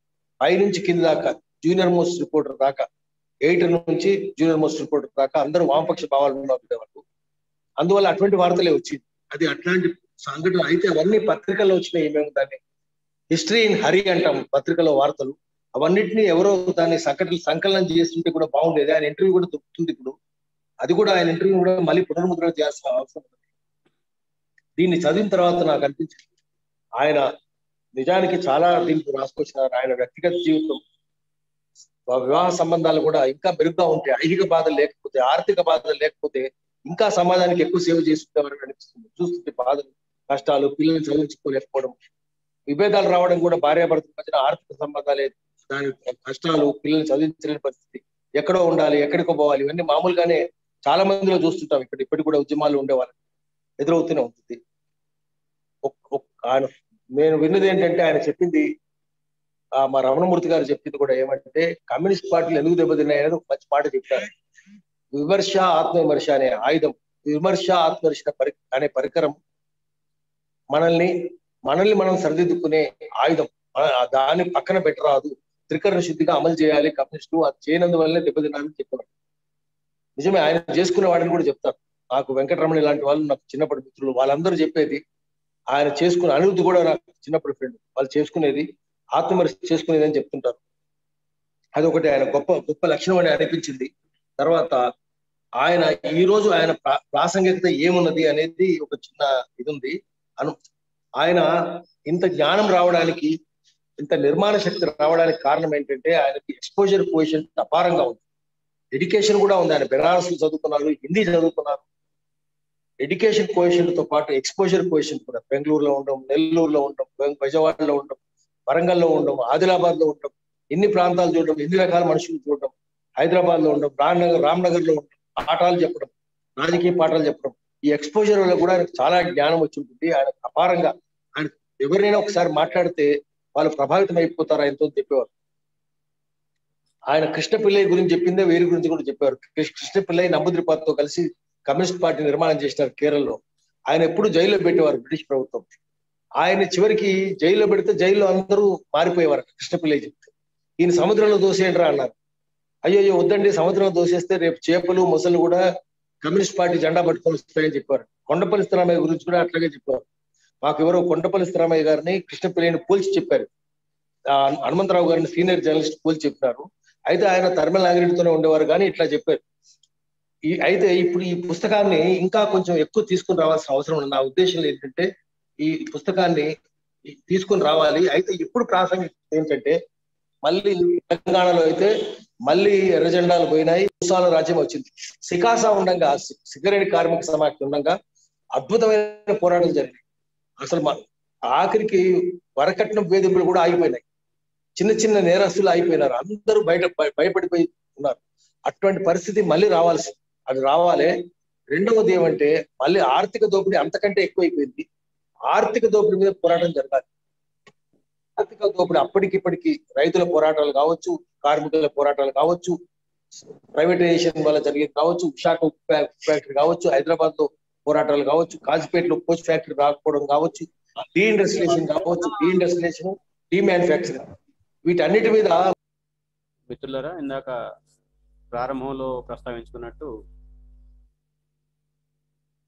కొండపల్లి సీతారామయ్య గారి జీవిత కథ, జీవిత చరిత్రని ఓ పుస్తకంగా మాత్రమే మనం చూసి ఆ పుస్తకంగా దాన్ని పరిమితం చేయదలుచుకుంటే కేవలం పుస్తకావిష్కరణ సభ పెట్టుకుంటే సరిపోయేది. కానీ మన ఉద్దేశం అది కాదు. ప్రత్యామ్నాయ రాజకీయాల్లో కొండపల్లి సీతారామయ్య గారి పాత్ర, దాని గురించి ఎంతో అవగాహన కల్పించే ప్రయత్నం కోసం ఈ కార్యక్రమాన్ని ఏర్పాటు చేశాము. ఆసక్తిగా అటు ఫేస్బుక్లో కానీ జూమ్లో కానీ దాదాపు 40 దాకా కామెంట్స్, అంటే అప్రిసియేషన్ కామెంట్స్ అయితే వస్తున్నాయి, కానీ చర్చని ప్రాపప్ చేసే పద్ధతుల్లో క్వశ్చన్స్ రావట్లేదు. ఈ సమావేశంలో పాల్గొన్నటువంటి వాళ్ళు ఆ రకంగా ఈ చర్చని మరింత ఫలప్రదం చేస్తూ, బలోపేతం చేస్తూ చర్చకి అవకాశం ఇచ్చే పద్ధతుల్లో ప్రశ్నలు కూడా వేస్తే బాగుంటుంది. ఎక్కువ ఉపయోగకరంగా బాగుంటుందంటే నా సెన్స్లో ఎక్కువ ఉపయోగకరంగా ఉంటుంది. అనురాధ గారు రచయిత, ఈ పుస్తకం కోసం దాదాపు అంటే ఒక అచ్చులోకి వచ్చిన తర్వాత, ప్రింట్ కాపీ వచ్చిన తర్వాత కూడా దాదాపు 2 సంవత్సరాల పాటు దాని మీద ఎక్సర్సైజ్ చేసి ఒక అందమైనటువంటి రచనని మీకు అందించడం కోసం పెద్ద ఎత్తున కృషి చేశారు. అనురాధ గారు మాట్లాడాల్సింది కోరుతున్నాను. అందరికీ నమస్కారం. నేను పెద్ద వక్తని కాదు, నాకు మాట్లాడే అలవాటు లేదు. నిర్జన వారధి పబ్లిష్ అయిన తర్వాత ఈ ఆలోచన అనేది నాకు కలిగింది. ఈ ఆలోచననే నా బుర్రలో పెట్టింది కూడా గీతారామస్వామి గారు. ఆవిడే నాకు సీతారామయ్య గారి చరిత్ర కూడా వస్తే బాగుంటుంది కదా, నువ్వే మరి పూనుకో, నువ్వు ట్రై చేయొచ్చు కదా అనేసరికి నేను అవును కదా నేను ట్రై చేస్తాను, మరి ఇంతవరకు ఎవరు ఈ చరిత్ర రచన అనేది మొదలు పెట్టలేదు, మొదలు పెడితే బాగానే ఉంటుంది కదా అని నేను చాలా ఉత్సాహంతో ముందుకి ప్రయత్నించాను. కానీ అందులోకి దిగిన తర్వాత కానీ నాకు అది ఎంత సాహసంతో కూడిన వాయిస్ రావట్లేదు చూడండి మేడం, వాయిస్ రావట్లేదు, గట్టిగా మాట్లాడండి. లోకి పూర్తిగా దిగిన తర్వాత అది ఎంత సాహసంతో కూడిన పనో నాకు అర్థమైంది. అయినా కానీ ఇంకా ఒకసారి దిగిన తర్వాత వెనక్కి వెళ్ళడం ఇష్టం లేక ఆయన సహచరులు చాలా మందిని ఇంటర్వ్యూ చేసి ఒక రేఖ మాత్రమైన ఆయన లైఫ్ ని పేర్చటం జరిగింది. ఇందుకు సహకరించిన మిత్రులందరికీ కూడా పేరు పేరున చాలా ధన్యవాదాలు. వాళ్ళందరూ విలువైన సమాచారం, ముఖ్యంగా వరవర్రావు గారు దీనిలో ఒక 70% సమాచారం ఆయన దగ్గరే తీసుకున్నాను. ఆయన లేకపోయి ఉంటే గనక ఆ బుక్ చాలా ఇంకా అసంపూర్తిగా ఉండుండేదేమో. సో అందరికీ కూడా నేను ధన్యవాదాలు చెప్పదలుచుకున్నాను. ముఖ్యంగా ఇందులో పుస్తకంలో బాగున్న అంశాలన్నిటికీ కూడా వాళ్ళ సహకారమే ఉంటుంది. ఏమన్నా పొరపాట్లు లేదా ఏమన్నా తప్పొప్పులు జరిగి ఉంటే అది పూర్తిగా నా బాధ్యత, వాళ్ళకేం బాధ్యత ఉండదు, అది నా బాధ్యతేనని చెప్తూ మరొకసారి అందరికీ ధన్యవాదాలు చెప్తూ ముగిస్తాను. ధన్యవాదాలు అనురాధ గారు. ఒక చిన్న ప్రశ్న వచ్చింది. నరసింహారెడ్డి గారు మాట్లాడుతూ, హ్యూమన్ ఏజెన్సీ అంటే కొండపల్లి సీతారామయ్య గారి జీవితాన్ని అధ్యయనం చేసేటప్పుడు, ఆయన నిర్మించిన ఉద్యమాన్ని పరిశీలించేటప్పుడు ఆ హ్యూమన్ ఏజెన్సీ రోల్కి ప్రాధాన్యత ఉంటుంది అన్న విషయం పదే పదే నిరూపణ అవుతూ వచ్చింది అని చెప్పి ప్రస్తావించారు నరసింహారెడ్డి గారు. దానికి ముందు వెనుక కూడా నేపథ్యాన్ని చెప్పారు. అయితే ఇక్కడ ప్రశ్న ఏంటంటే, ఈరోజు అటువంటి హ్యూమన్ ఏజెన్సీ జోక్యానికి సంబంధించినటువంటి అవకాశాలు, ఉద్యమ నిర్మాణానికి సంబంధించి అటువంటి హ్యూమన్ ఏజెన్సీకి సంబంధించిన అవకాశాలు ఉన్నాయా లేవా అనేది ఒక ప్రశ్న నరసింహారెడ్డి గారు.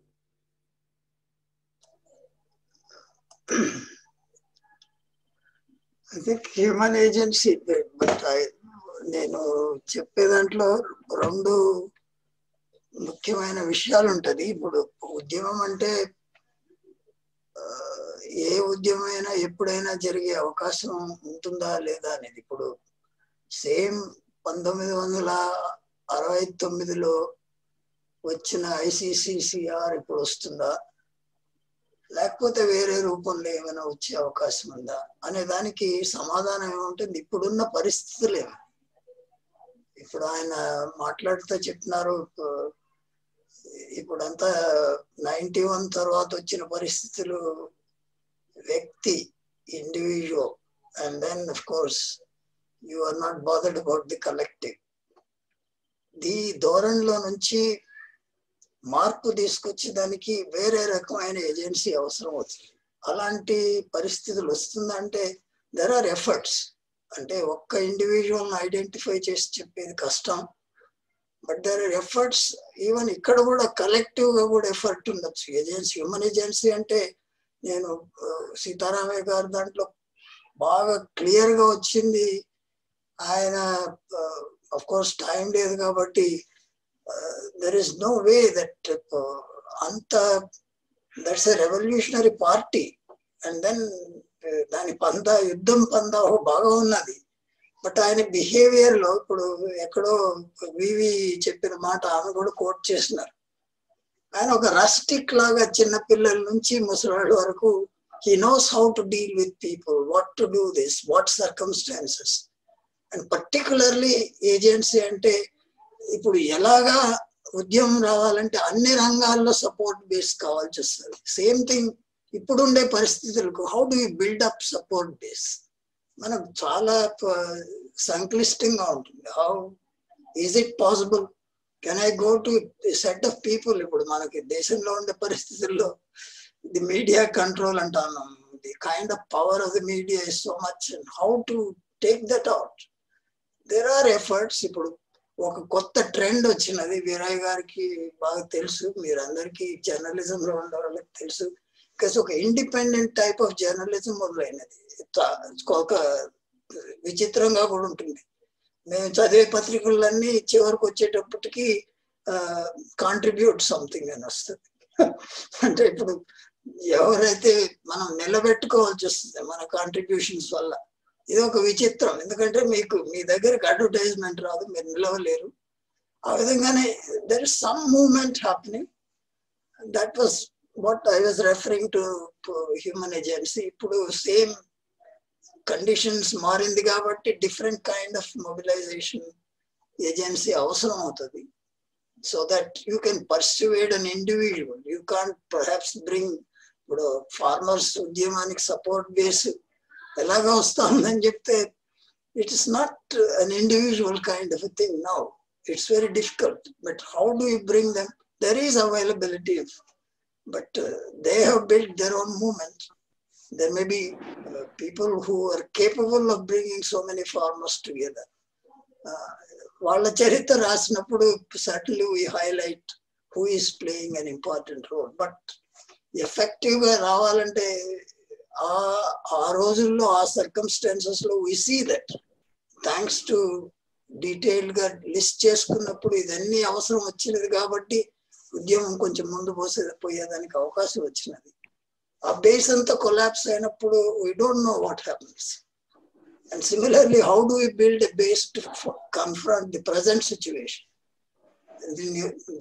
The imperial system taking the neoliberal direction dominated by finance capital. How do you face it? It's a quite different kind of a situation.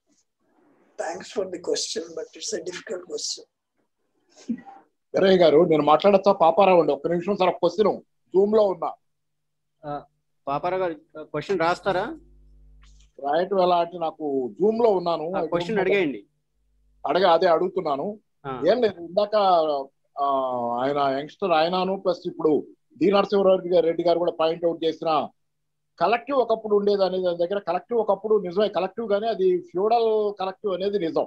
Feudal collective ఏంటంటే ద థిక్ బాండ్స్, మనుషుల మధ్య చాలా thick intense bonds, rural bonds intense ఉండేవి. ఇప్పుడు వ్యక్తివాదం వచ్చింది అనేది కూడా నిజం. వ్యక్తివాదం రావడం వల్ల ఏంటంటే ఈ రూరల్ కలెక్టివ్ బ్రేక్ అయిపోయింది.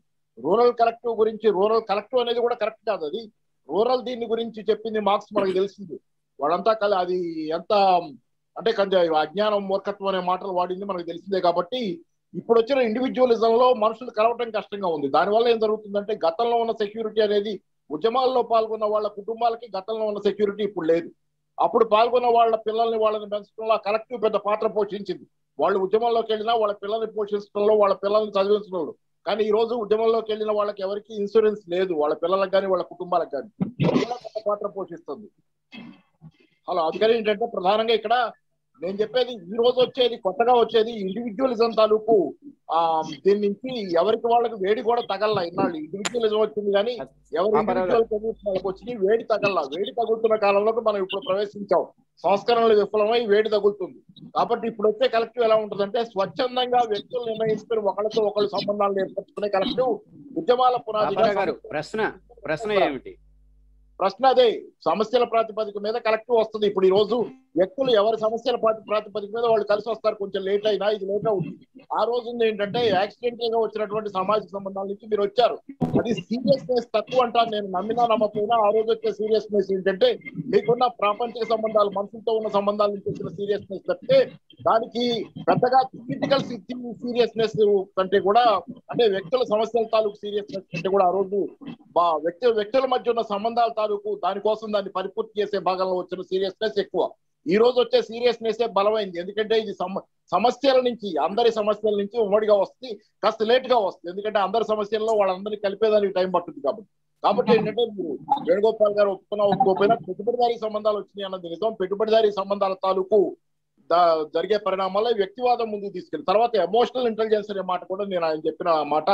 ఈ రోజు అసలు ఎమోషనల్ ఇంటెలిజెన్స్ బాగుగా కలెక్టివ్ గా ఉన్నప్పుడు అది ఆటోమేటిక్ గా గ్రామీణ ప్రాంతాల సంబంధాల్లో వచ్చేస్తుంది ఎమోషనల్ ఇది అనేది. ఈ రోజు టీం వర్క్ లాంటివి కూడా కార్పొరేట్ నేర్పుతున్నాయి. మనిషికి అసలు టీం వర్క్ నేర్పక్కర్ల, సహజంగానే నేర్చుకుంటాడు.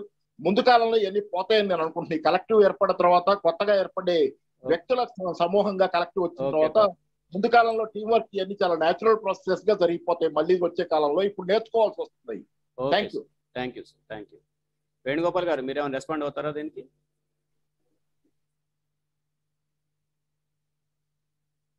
వేణుగోపాల్ గారు, దాని మీద చర్చకి ఇది వేదిక కాదండి. కొండపల్లి సీతారామయ్య గారు వ్యవసాయ విప్లవం అని 1970. హలో పాపారావు గారి ప్రశ్నకు ఇప్పుడు కొండపల్లి సీతారామయ్య గారి పాత్ర భారతదేశంలో విప్లవోద్యమం పాత్ర గురించి చెప్పండి. ఆయన అసలు పీపుల్స్ వారు అంటేనే ఆయనే పీపుల్స్ వారు నిర్మాత. చాలా ఉద్యమ అంటే వాటి గురించి మాట్లాడుకుంటే ఏదేదో మాట్లాడుతుంది కానీ కొంచెం బాధ అనిపిస్తుంది. ఎందుకంటే సీతారామయ్య గారి పాత్ర గణనీయమైనటువంటి పాత్ర. ఎందుకంటే ఆయన వెంబడి ఉన్నటువంటి వాళ్ళం మేము ఆ రోజు. యాదగిరి రెడ్డి గారు, మీరు ప్రశ్న రాసి పంపిస్తే మిగతా వాళ్ళకి డిస్టర్బెన్స్ లేకుండా మీటింగ్ సజావుగా సాగడానికి ఉపయోగపడుతుంది. లేదు సార్, ఒక్కటే చిన్న విషయం రిక్వెస్ట్, ఏం లేదు. కొండపల్లి సీతారామయ్య గారి అంటే భారతదేశంలో విప్లవోద్యమంలో వారి పాత్ర గురించి మాట్లాడుకుంటే మంచిగా ఉంటుందండి. ఎందుకంటే తెలంగాణ సాయుధ పోరాటంలో వారి పాత్ర ఉంది, శ్రీకాకుళ ఉద్యమంలో ఆయన పాత్ర ఉంది. పట్టుమరి 10 మందితోని 10 లక్షల వరకు సైనికులను తయారు చేసినటువంటి పాత్ర కేఎస్ గారి పాత్ర మరవలేని పాత్ర. దాని గురించి మాట్లాడండి దయచేసి. Thank you sir. ఒక్క ముక్క చెప్పిన వేరే గారు ఏం లేదు, ఒకే ముక్క. నేను కొండపల్లి సీతారామయ్య గారు కోరుకున్నటువంటిది ఏదో ఒక రూపంలో సమాజం రావాలని కోరుకుంటున్నాం కాబట్టి ఈ ముక్క కూడా చెబుతున్నాం. అంతేగాని చరిత్ర ఒక్కటే కాదు, చరిత్ర కంటిన్యూషన్ కూడా ఉంటుంది. సీతారామయ్య గారు ఉన్నా లేకపోయినా ఆయన భావజాలం కంటిన్యూషన్ ఉంది అంటాను. Okay, thank you.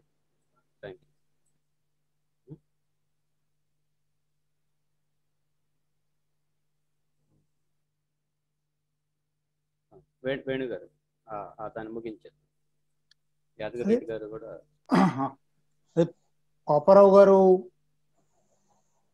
నా పేరు ప్రస్తావించారు కాబట్టి మీరు నన్ను అడిగినట్టున్నారు. అయితే పాపారావు గారు లేవనెత్తిన విషయం ఇవాల్టి సందర్భానికి అవసరం లేదని నేను అనుకుంటాను. ఇవాళ కొండపల్లి సీతారామయ్య గారి జీవిత రేఖలు పుస్తకం వచ్చిన సందర్భంగా ఆయన స్థూలంగా ఆయన కాంట్రిబ్యూషన్ ఏమిటి సమాజానికి, తెలుగు సమాజ చరిత్రలో ఆయన స్థానం ఏమిటి చర్చిస్తూ ఉన్నాము. పెట్టుబడిదారి సంబంధాలు వచ్చాయా లేవా, నేనేమనుకుంటున్నాను అనేది ఇవాళ ప్రస్తుతం కాదు. కావాలంటే పాపారావు గారితో ఇంకో రోజు చర్చించవచ్చు. కొండపల్లి సీతారామయ్య గారు నక్సల్బరీ విప్లవోద్యమం అణచివేతకు గురై ధ్వంసం అయిపోయిందనుకున్న సమయంలో మళ్ళీ దాన్ని పునర్నిర్మించడానికి తన సర్వశక్తులు వడ్డారు. 72 రాజారామరెడ్డి ఎన్కౌంటర్ శ్రీకాకుళంలో జరిగిన తర్వాత 72 నుంచి మళ్ళీ 75, 76 వరకు నిజంగానే యాదగిరి రెడ్డి గారు అన్నట్టు పట్టుమని 10 మంది లేరు. ఈ 10 మందిని ఆయన లక్షలుగా మార్చాడు. అందులో అంటే మనుషులే చరిత్ర నిర్మిస్తారా, వీరులు చరిత్ర నిర్మిస్తారా, ఈ చర్చ అంతా చేయొచ్చు. కానీ నిజంగా ఇది కళ్ళ ముందర చూసిన అనుభవం. ఆయన అన్ని రకాల మనుషులను కలిశాడు, అన్ని రకాల సమూహాల సమస్యలు తెలుసుకున్నాడు, అన్ని రకాల సమూహాలకు అన్ని రకాల ఉద్యమాలు సంఘాలు నిర్మాణం చేశాడు. అది ఎమర్జెన్సీ నాటికి ఎమర్జెన్సీలో 2 సంవత్సరాల్లో గ్రామాలకు తరలి వెళ్ళి గ్రామీణ విశ్లేషణ చేసి ఆ విశ్లేషణ ఫలితంగా 78లో వ్యవసాయ విప్లవం అని పుస్తకం రాశాడు. పాపారావు గారు రేజ్ చేసిన ప్రశ్నలకు ఇవాళ అది 50 ఏళ్ల కింది పుస్తకం కావచ్చు, దాంట్లో ఇవాళకి జవాబులు ఉన్నాయని నేను అనుకుంటాను.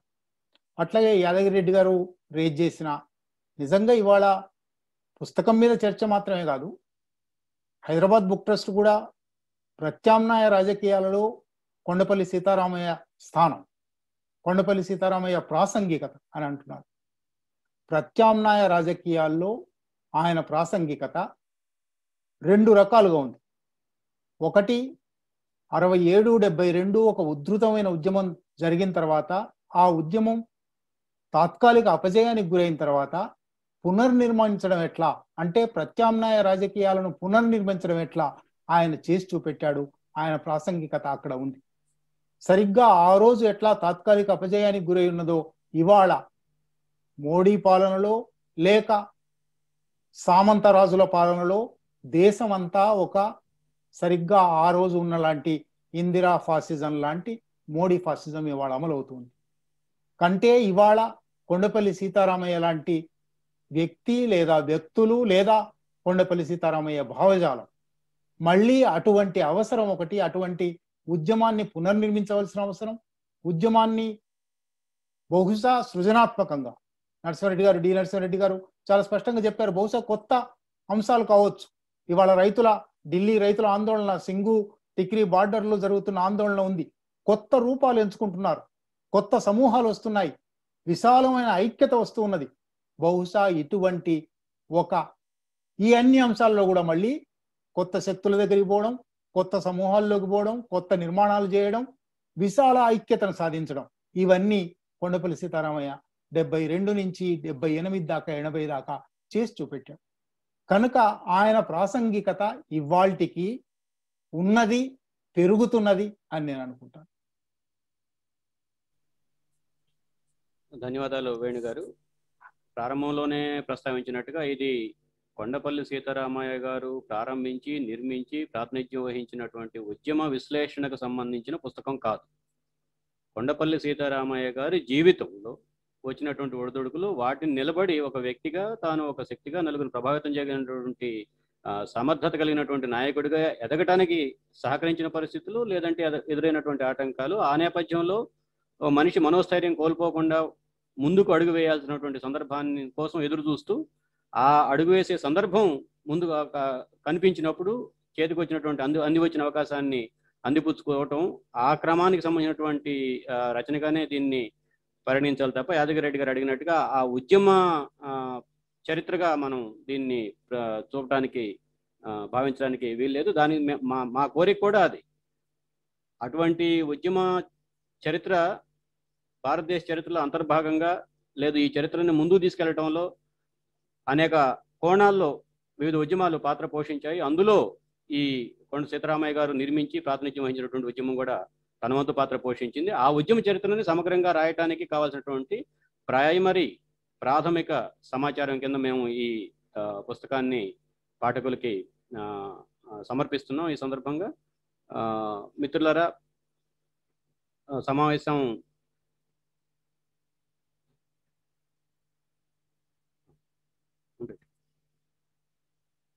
మిత్రులారా, ఈ పుస్తకాన్ని సాధ్యమైనంత ఎక్కువ మందికి అందుబాటులో తీసుకొచ్చేదానికోసం హైదరాబాద్ బుక్ ట్రస్ట్ నుంచి ఒక చిన్న ఆఫర్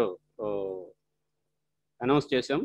మార్చి 4వ తేదీ నుంచి 20వ తేదీ వరకు ఈ 250 రూపాయలు ఉన్నటువంటి పుస్తకాన్ని 200 రూపాయలకే పాఠకులకి అందజేయడం కోసం నిర్ణయం తీసుకున్నాం. ఈ పుస్తకాన్ని హైదరాబాద్ బుక్ ట్రస్ట్.com ద్వారా కూడా ఆర్డర్ చేయొచ్చు, అమెజాన్, ఫ్లిప్కార్ట్ల ద్వారా కూడా ఆర్డర్ చేయొచ్చు. అట్లాగే ఈబుక్ను కూడా గూగుల్ ప్లే స్టోర్లో ఈబుక్ను కూడా అందుబాటులోకి తీసుకొచ్చాం. ఈ 4 ప్లాట్ఫామ్స్ ద్వారా ఈ పుస్తకాన్ని తీసుకొని అధ్యయనం చేస్తారని, మీ ఫీడ్బ్యాక్ని మా హెచ్బిటి హైదరాబాద్ బుక్ ట్రస్ట్ పేరు మీద ఫేస్బుక్ పేజీ కూడా నడుస్తుంది.